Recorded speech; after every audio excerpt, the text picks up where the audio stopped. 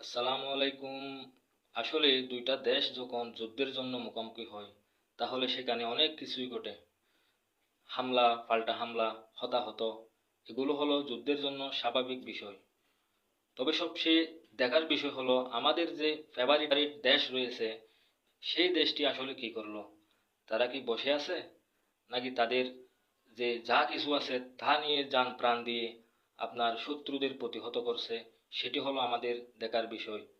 তবে সবচেয়ে দেখার বিষয় হলো আপনার ইরান যে দেখিয়ে দিয়েছে যে তাদের যে সক্ষমতা, সেটি হলো অকল্পনীয়, দেখার বিষয়।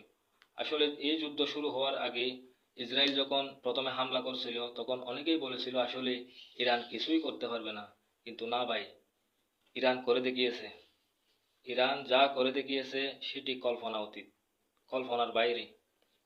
আসলে যে ইহুদিবাদী রাষ্ট্রের যে প্রতিরক্ষা, অত্যাধুনিক প্রতিরক্ষা সিস্টেম ভেদ করে যে ইরানের মিসাইলগুলো আঘাত হেনেছে, ধ্বংসলীলা চালিয়েছে, সেগুলো দেখার বিষয়।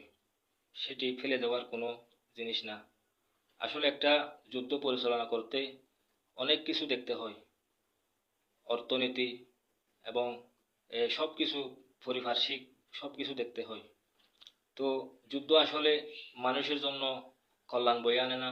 যে কোনো একটি দেশের কূটনৈতিক প্রচেষ্টায় যদি যুদ্ধটা থেমে যায় তাহলে দুই দেশের জন্য অনেক কল্যাণকর হবে বলে আমি মনে করি।